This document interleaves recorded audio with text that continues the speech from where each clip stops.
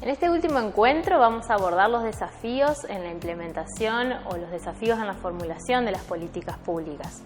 Vamos a abordar específicamente la innovación y lo vamos a articular con algunos conceptos que seleccionamos para poder generar disparadores o preguntas a futuro. En primer lugar vamos a preguntarnos qué es la innovación, lo vamos a abordar desde un texto de Fernández y lo vamos a poder ir tensionando con lo que es la innovación en el sector público y lo que es la innovación en el sector privado. Generalmente el concepto de innovación está muy asociado a este último y tiene que ver con implementar mejoras en la gestión, en los procesos para mejorar los resultados o los productos que se desarrollan para el usuario, para el consumidor.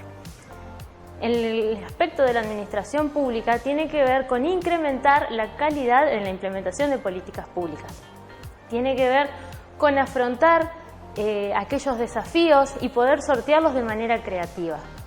En el sector público vamos a encontrar que la innovación está muy articulada o que la innovación, mejor dicho, surge ante demandas de la ciudadanía, ante una ciudadanía activa, va a decir Fernández, y un marco presupuestario, es decir, el margen o el dinero que podemos tener presupuestario en ese momento. Esto va a exigir a las administraciones públicas, sobre todo le va a poner especial énfasis en lo que son las administraciones locales, en la creatividad y en la capacidad de gestionar y articular con otros actores y de la posibilidad de dar mejores resultados en esas políticas públicas. Vamos a encontrar que Fernández en su artículo nos va a decir que la administración pública o los gobiernos locales no están preparados naturalmente para lo que es la innovación. Él nos va a decir que hay una clara tendencia a lo que es la burocracia weberiana, que tiene que ver con repetir sistemáticamente procesos con determinada jerarquía y que la innovación no tiene nada que ver con algo monótono, sino que tiene que ver con la gestión de la incertidumbre, que tiene que ver con la creatividad. Él en un momento, como mencionamos anteriormente, habla de la ciudadanía activa. ¿Qué quiere decir esto? Es volver un poco al principio de esto de reconocer demandas ante una situación insatisfecha o ante lo que él menciona es una disconformidad con un orden dado.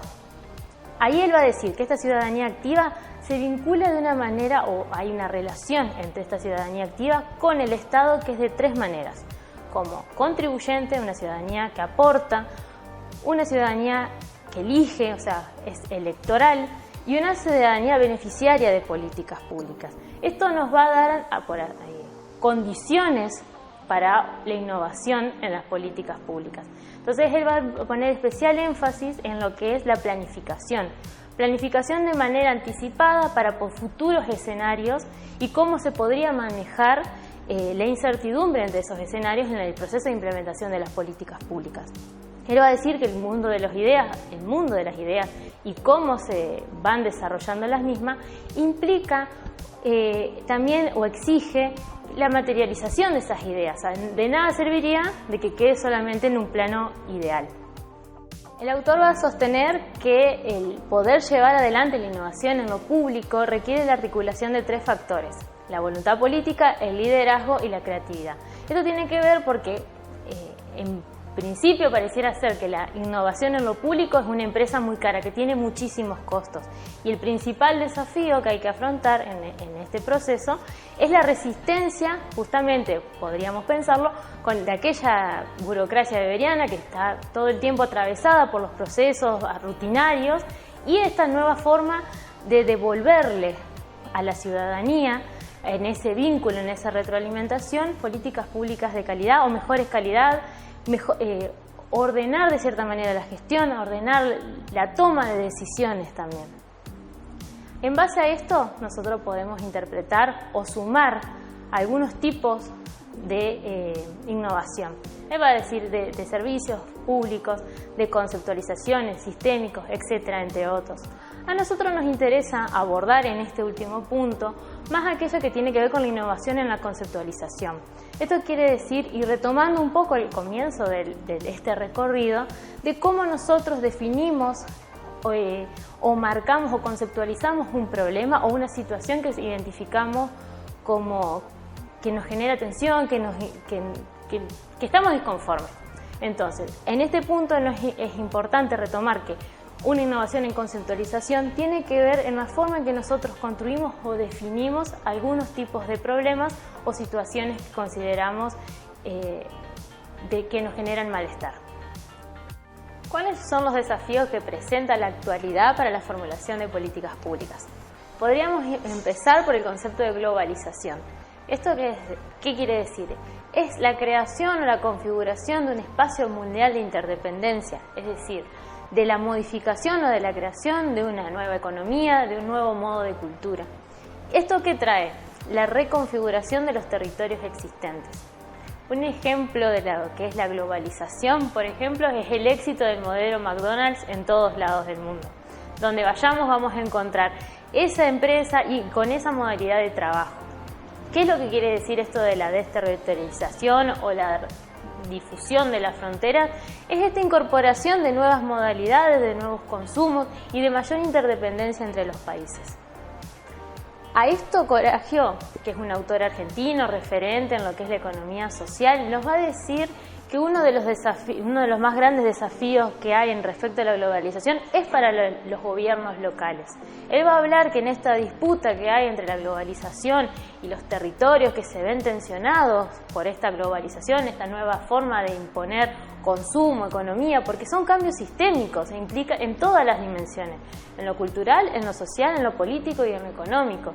Él va a decir que muchos de los gobiernos locales o muchos territorios se van a ver atraídos por la idea de captar la atención de capitales globales y que para eso van a ser atractivos a través de la flexibilización o de la flexibilización de los vínculos, la flexibilización respecto a la forma de tributar que van a tener para atraer esos capitales. Esa va a ser una de las críticas de Coraggio y él nos va a decir que atraer esos capitales no va a implicar de un desarrollo económico, sino que puede traer todo lo contrario.